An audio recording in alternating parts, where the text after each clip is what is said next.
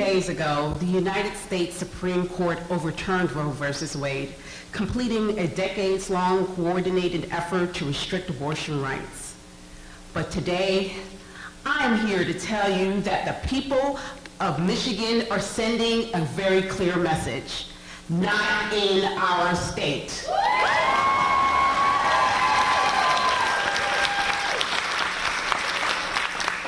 We are taking a major step to bring the protections of Roe back to Michigan. The people of Michigan are turning in 753,759 signatures to enshrine into the state constitution the right to reproductive freedom.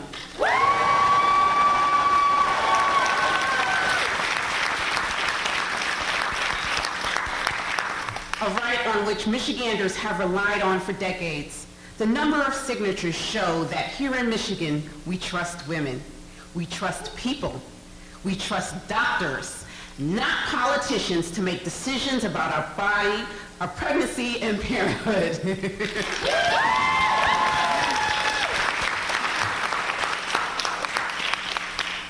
The overwhelming number of signatures represent people from all walks of life, all parts of Michigan. Michiganders from southeastern Michigan, central Michigan, northern Michigan, southwestern Michigan, and the Upper Peninsula.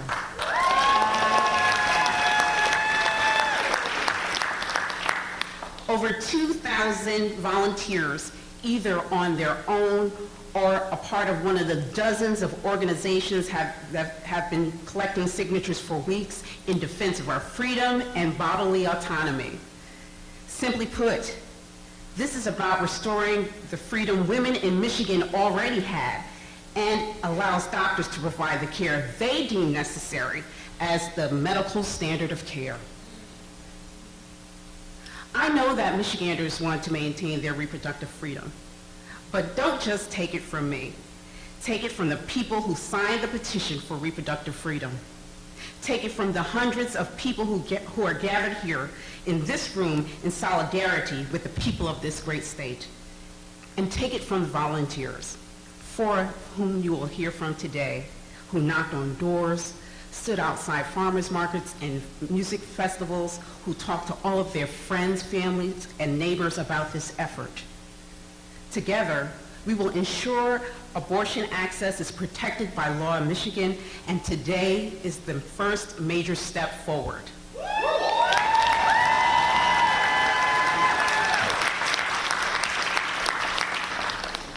Before I introduce you to our amazing speakers, I encourage everyone to go to our website, mireproductivefreedom.org. for more information about this amazing statewide effort.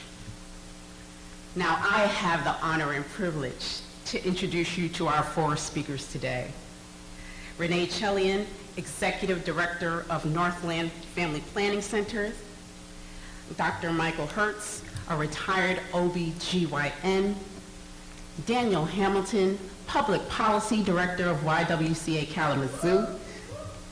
And Elder Leslie Matthews, Michigan United's Director of Transformative Justice and Faith in Justice.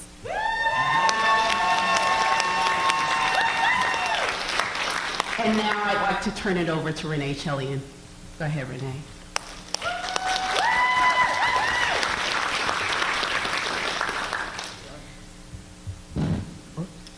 My name is Renee Chelian, and I'm the President and CEO of the 3 Northland Family Planning Clinics. I had a very dangerous illegal abortion in a dirty warehouse when I was 15 years old, and I was lucky that I survived and that I was not left infertile. When I was 20 years old, I flew to Buffalo, New York every weekend with a local doctor to help provide abortions for women who were able to travel to Buffalo from a 6-state area in Canada. That was so profound an experience for me to be part of women getting safe and legal abortions by a real doctor. In 1973, I celebrated the Roe decision. In 1976, I opened the first Northland Family Planning Clinic with my vision of how abortion care should be provided, medically safe, and with the dignity and respect that all patients seeking abortion services deserve. I have been an abortion provider for 49 and a half years. Thank you.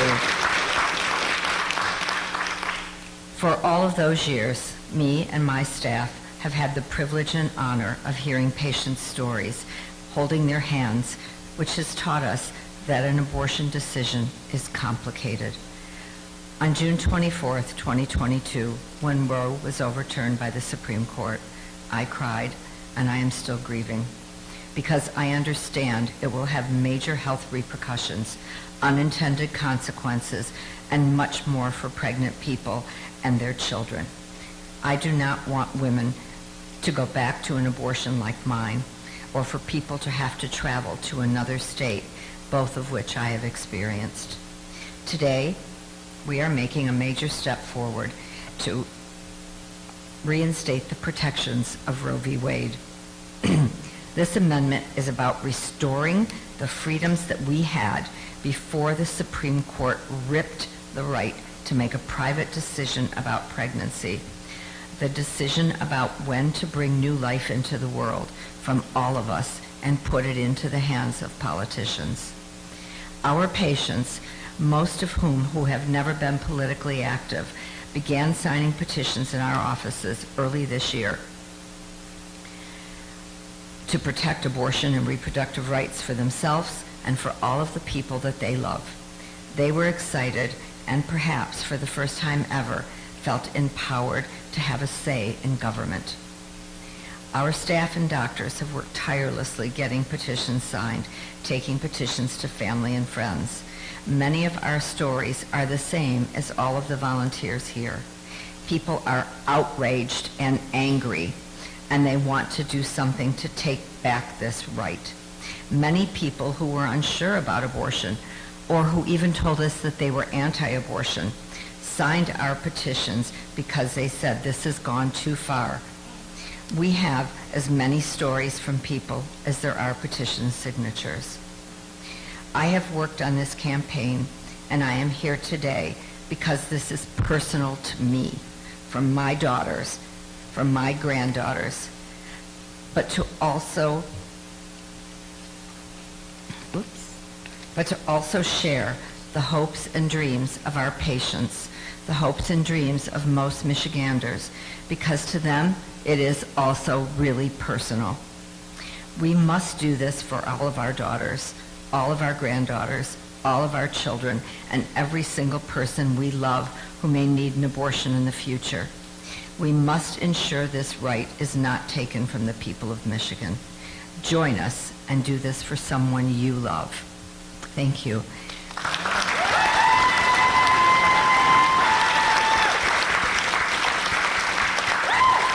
And now I'd like to introduce Dr. Michael Hertz.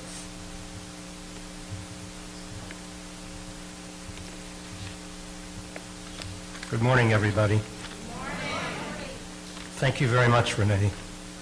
50 years ago this August, I began my 42-year journey as an obstetrician-gynecologist in medical school in Detroit. Abortion was still criminalized in Michigan, even though Roe had been argued before the Supreme Court, and actually argued twice before the Supreme Court. Fully 15 to 20% of maternal mortality was attributed to illegal and unsafe abortion.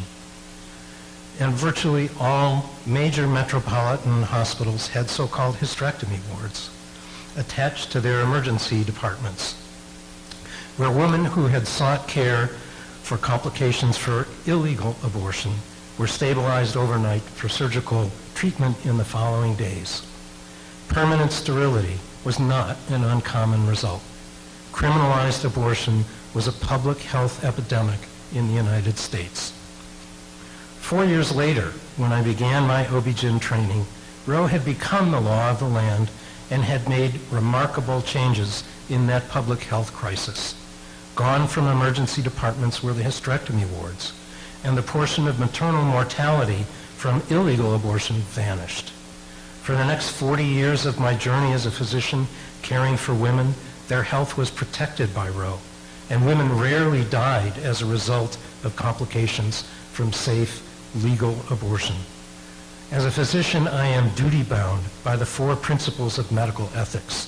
Roe demands no less of us, and interfering with the fundamental right of when, if, and how to bear children abuses and debases those precepts. Indeed, one of Roe's central tenets is the sanctity of the physician-patient relationship, the bedrock of medical care. We've known for years that Roe was in jeopardy. This campaign to finally enshrine the protections of Roe for the citizens of Michigan once and for all gives us a precious opportunity to do just that.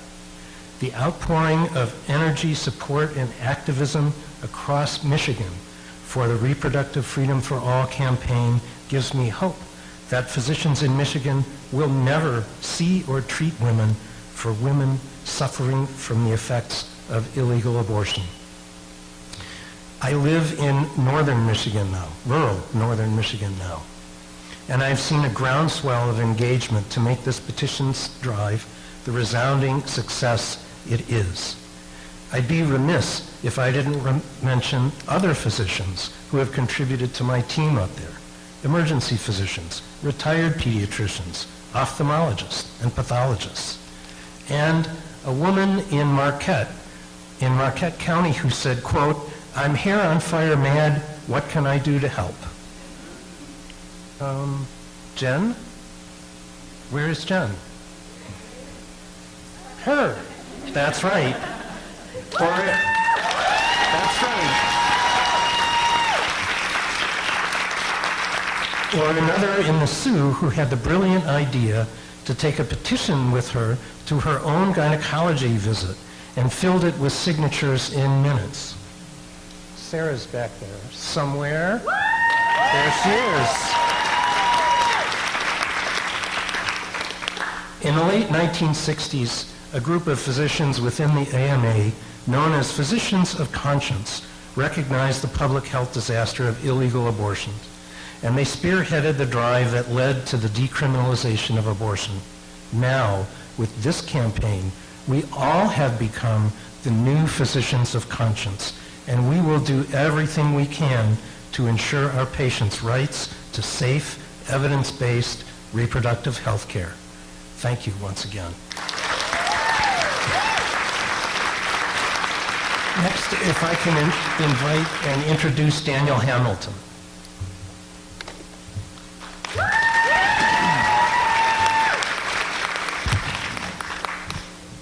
Good morning. As an organization that works to eliminate racism and empower women, I am proud to stand here today with fellow advocates, abortion care providers, and community members as we turn in the signatures for the Reproductive Freedom for All ballot initiative. We are at a pivotal moment in our country and here in Michigan. Over 2 weeks ago, the U.S. Supreme Court destroyed the last shreds of our national right to abortion without concern for our dignity and basic human rights. Every day since that decision, people have been denied abortion care, with the harm falling hardest on people of color working to make ends meet. We know that when politicians restrict abortion care, they interfere with the ability of Michiganders to control our lives, our bodies, and futures, and to live with dignity.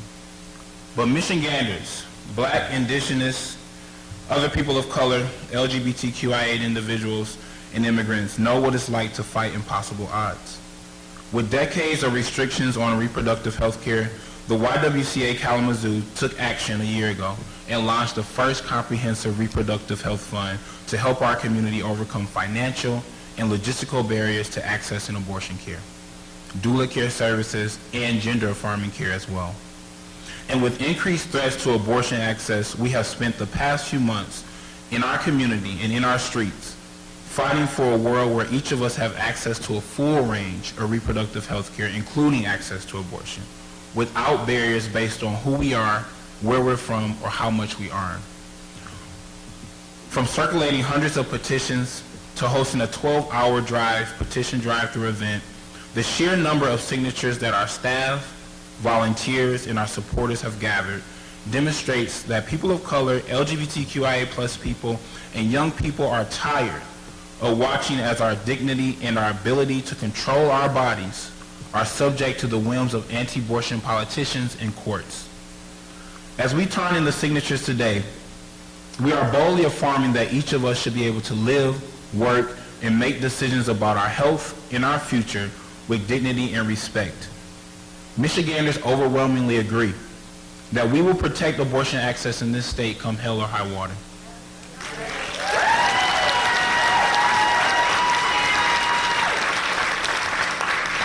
The stakes have never been higher. We are in the midst of an abortion care crisis, but we will meet this moment in the same way we have taken on struggles in the past.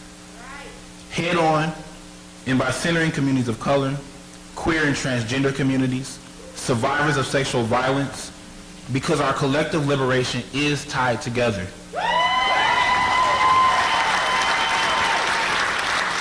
With the powerful showing of signatures today, Michiganders are making clear that bold action cannot wait, and we will continue to make our voices heard both in the streets and at the polls. Amending the Michigan Constitution is about claiming our power, our autonomy, and our human right to control our bodies. Today we recognize that we have fought hard to arrive this far, and we are just getting started. We must stay connected to this fight and channel our indignation to continue to volunteer, to protest, and remain civically engaged, because we are making a difference and our voices will be heard in solidarity. Thank you.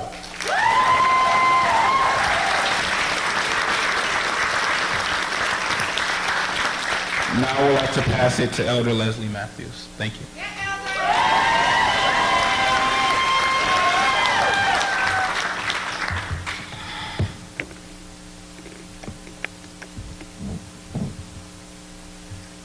I'd just like to take a moment to bring our help into the room. The ones that have went before us, the ones whose shoulders we stand on today, the ones who gave us the spirit to fight.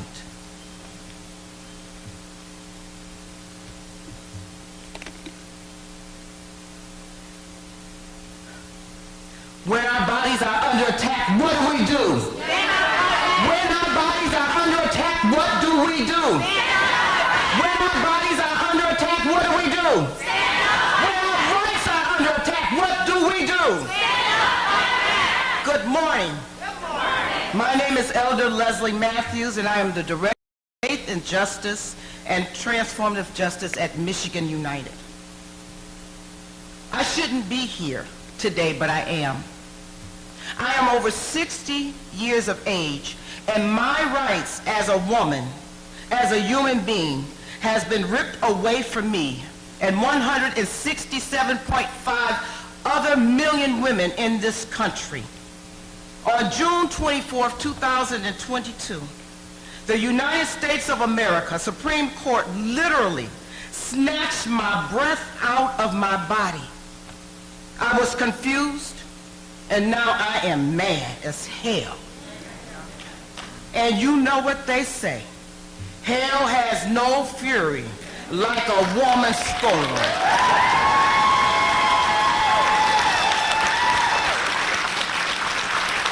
We have been betrayed and lied to by the highest court in this land.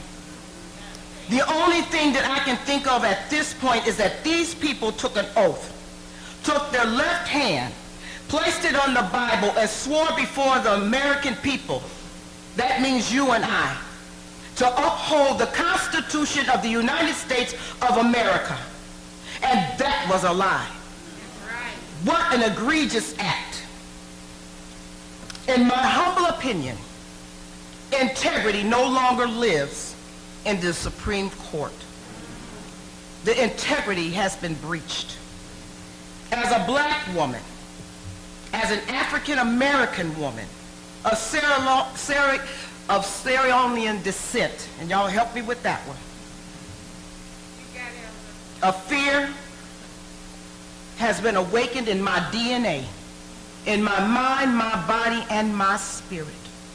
The spirit of bondage, knowing that the ones that came before me had no rights, no control over their own God-given bodies, and they were the property of a slave owner. They were at the mercy of the owner. The reversal of Roe versus Wade gives the United States the ownership over women's rights. With the overwhelming support of the gathering of signatures for this ballot initiative, the residents of the Michigan have spoken loud and clear.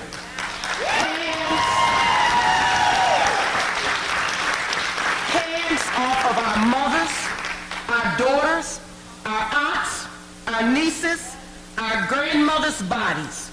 Our bodies will no longer be the property of the state or the politicians.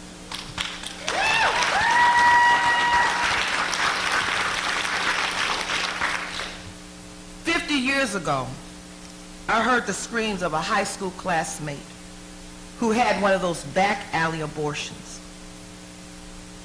The enforcement of Michigan's 1931 law on abortion would criminalize medical professionals, and that would take us back to that kind of scream, the one that I cannot forget.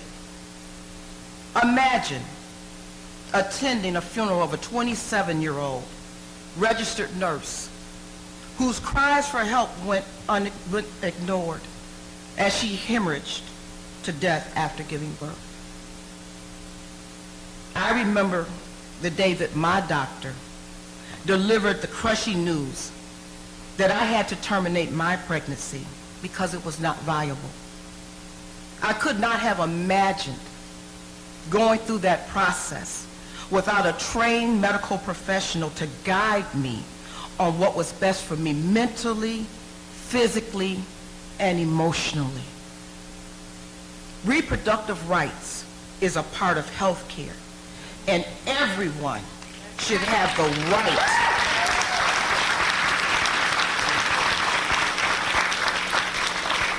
to receive holistic health care. We want to thank every volunteer who made a phone call, who carried a clipboard, who marched, or who raised their voice in support of this movement. All of your hard work has not been in vain.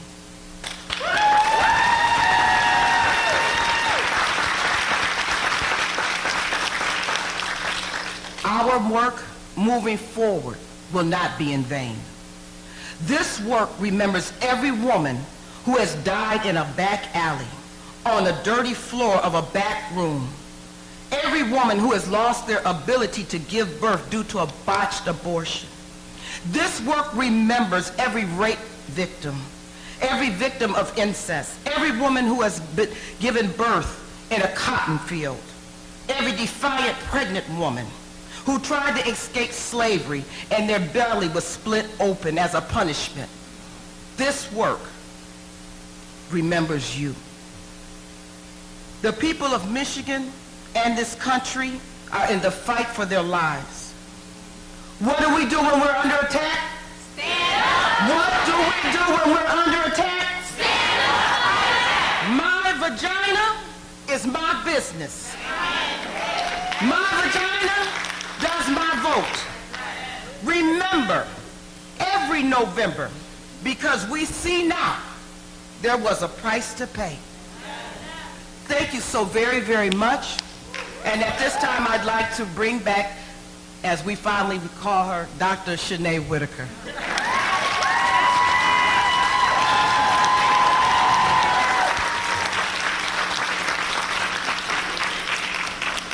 I want to thank the four amazing speakers today.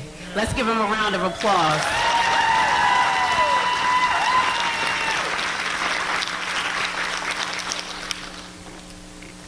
And now I'd like to introduce you to our campaign co-chairs. Summer Foster, Co-Executive Director of Michigan Voices, Nicole Wells Stallworth, Executive Director of Planned Parenthood Advocates of Michigan, and Lauren Kogali, Executive Director of the ACLU of Michigan, but they'll be going in the following order. Summer first, Lauren second, and Nicole, last and not least, the last.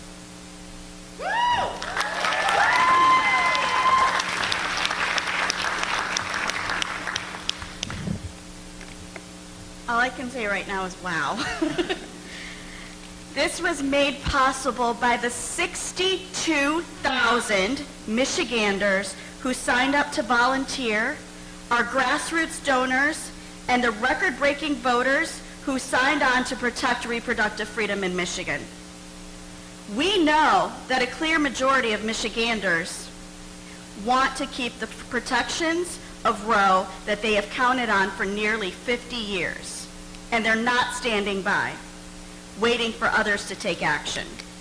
People from every corner of this state, people from every county of this state who signed our petition, and every walk of life jumped in, got to work, and brought us here today.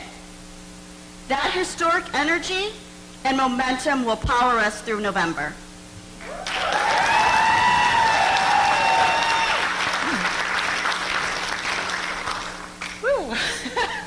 It is only together that we are going to pass the Reproductive Freedom for All ballot proposal into the state constitution and ensure that deeply personal decisions about pregnancy and about reproductive health care remain as they should between patients and their doctors and without interference from politicians. That includes the right to make private decisions about birth control, miscarriage care, abortion, prenatal care, and childbirth.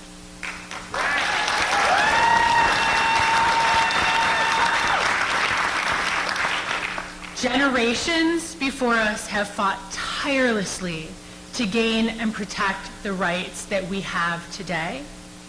I have my daughter with me here today, and I am just awed and proud that she is sitting in a room where people from every single nook and cranny of this state are using the power of direct democracy to say, no, not in Michigan, not anywhere.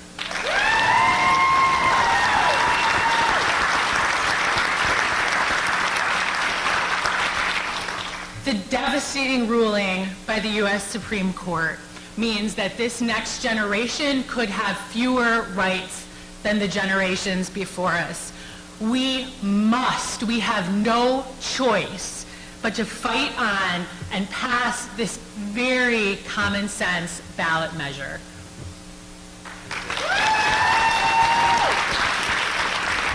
It's kind of hard not to stand up here and not be overwhelmed with emotion. It's that important. It's that serious. And to every Michigander who, like me, is overwhelmed with emotion and charged up and fired up, maybe even worried about protecting the rights and health of not only our generation, but generations to come, we invite you to join us.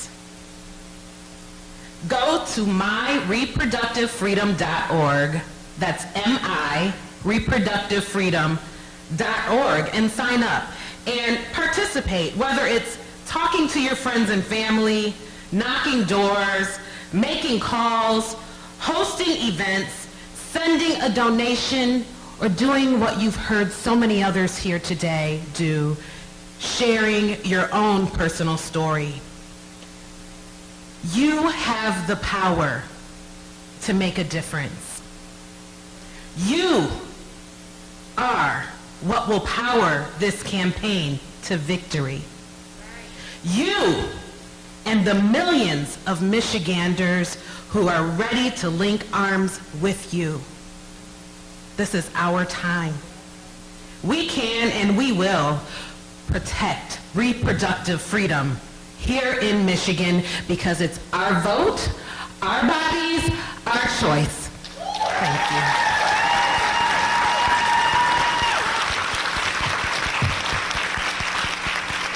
We are going to now open up the floor to be able to take questions.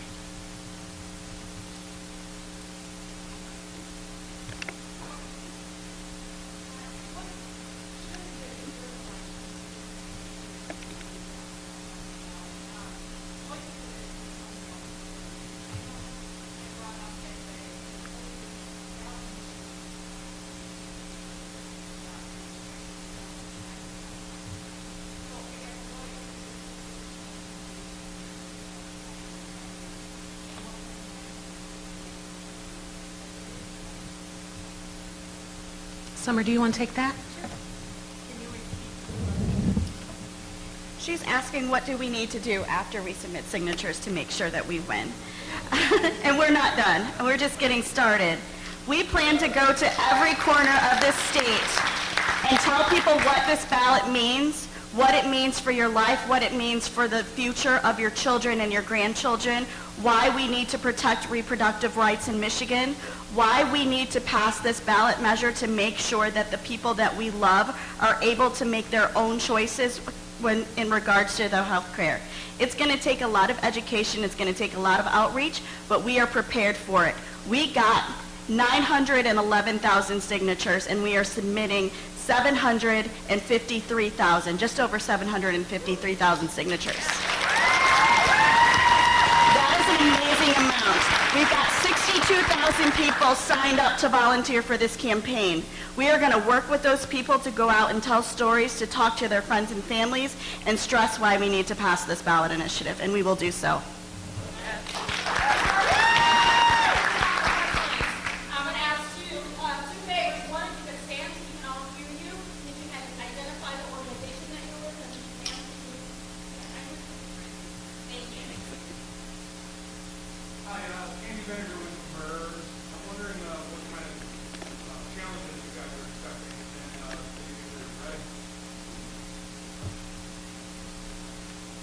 Thanks for the question. Undoubtedly, we are going to face challenges. We know that when an issue is as important as reproductive freedom in Michigan, that we are going to face challenges along the way. I think Summer just spoke eloquently about what it is that we have that nobody before us has had, which is we have a veritable army of volunteers standing up to support this initiative, to tell their stories, to sit around their kitchen tables and sit around their barbecues and share with each individual family member and each friend why this ballot initiative is so important. And we know that those stories and centering the people who have those stories to share is what is going to ensure that this initiative wins in November.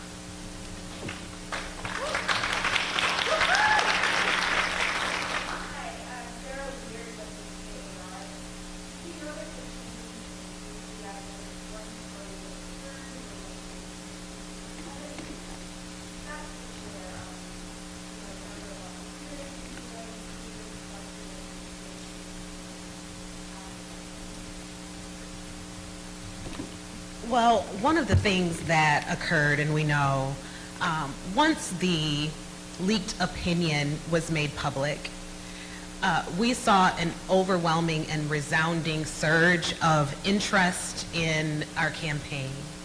And as talked about today, we have had over 62,000 volunteers who have signed up via our website at myreproductivefreedom.org to participate in our campaign from every county within this state of Michigan. That is significant because it means that this is their campaign, and we intend to work with every single person who has joined this campaign, who, like the many volunteers that are behind us, have really put the wind in the sails of this campaign to move it forward. This is a citizens-led initiative. We want to be very clear about that. Reproductive freedom is truly for all, and that is what we're seeing. We are seeing people from all around the state of Michigan, from all walks of life, become seriously invested and involved in this campaign because it's personal for them.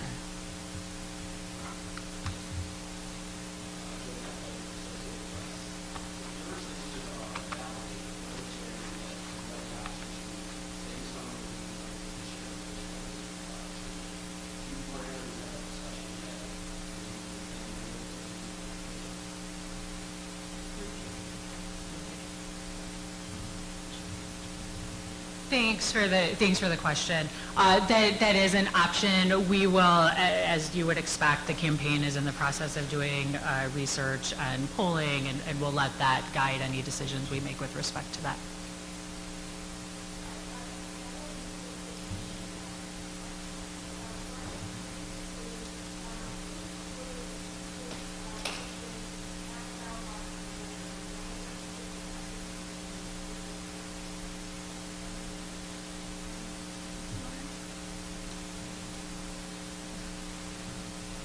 Do you think you could jump in here?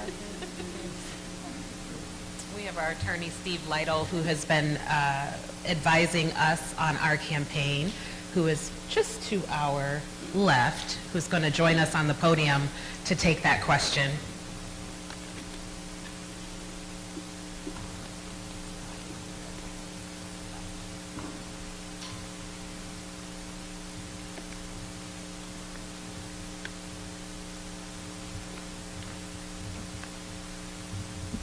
So Stella, under Section 2 of Article 12 of the Michigan Constitution, if approved by voters, takes effect 45 days after the date of the election. So you're looking at a date in December of this year.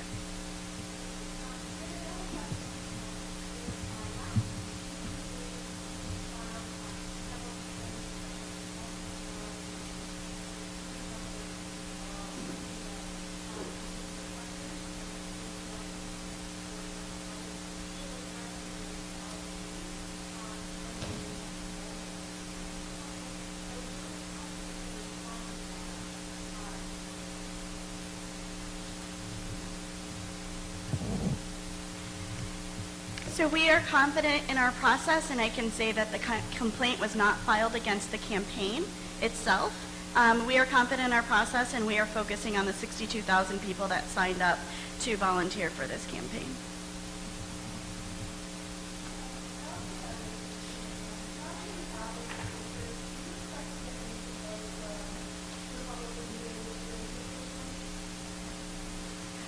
What we've seen is this issue crosses across party lines. We've seen Republican women come and sign the petition.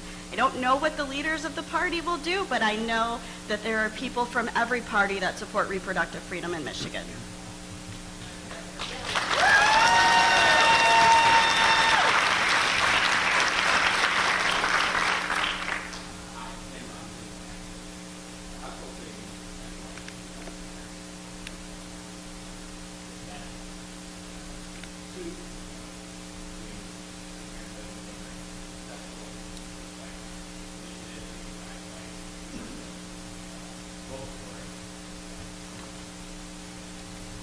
Sure.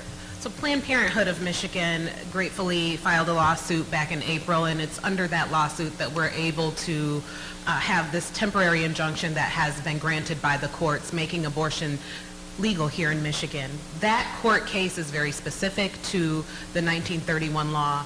Our measure is far more broad than that, and we are very much committed to making certain that all of the voters of the state of Michigan understand that, know that, and as we know today, 911 Michigan voters have understood and have demonstrated their support for our campaign, and we're going to continue to move forward with that because our initiative protects all reproductive decisions, including access to an abortion.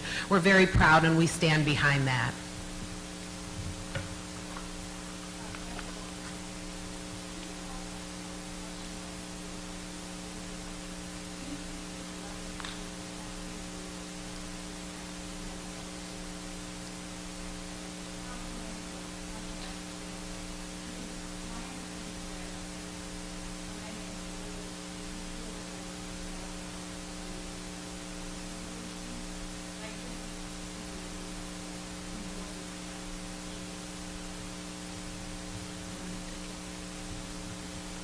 We really don't know what the legislature will do as it relates to things that they are thinking in their minds as to how they might respond to this. Our primary goal for our campaign is to ensure that we can get this to voters and that we will allow voters to decide on this issue come November with this campaign.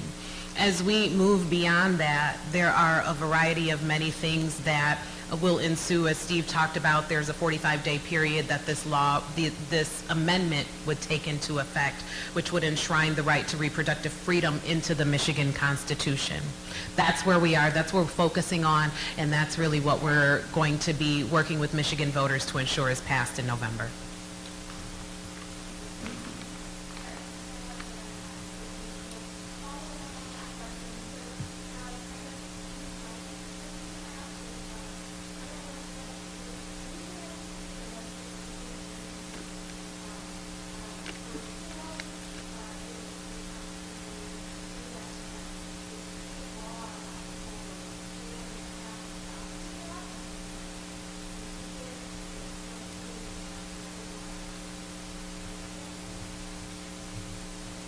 Thanks for the question, Stella. So this is a state constitutional amendment, and I think to Nicole's, just to follow up on what Nicole is saying, two things. One, currently there's a preliminary injunction in place as a result of Planned Parenthood of Michigan's lawsuit.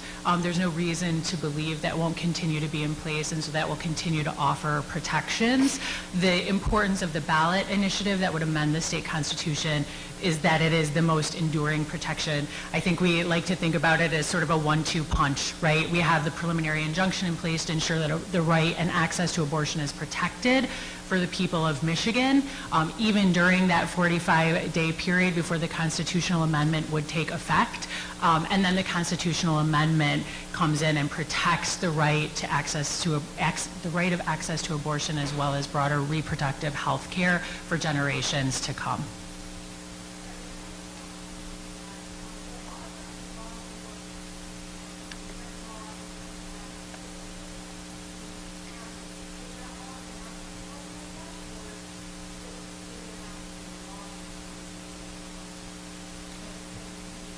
Sure. I'm happy to talk offline with you too about this, Stella, but I would say this. The 1931 law would be nullified by the state constitutional amendment. The state constitutional amendment would also ensure that abortion access and other reproductive freedoms are protected in the state constitution as fundamental rights. And so that would be the presumption moving forward.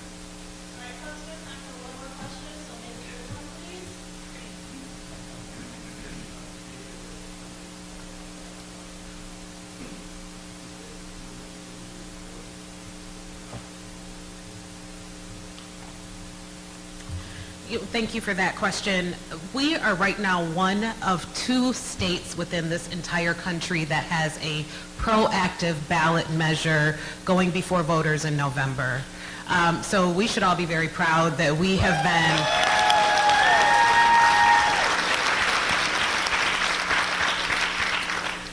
been forward thinking, and we have been preparing ourselves for this moment.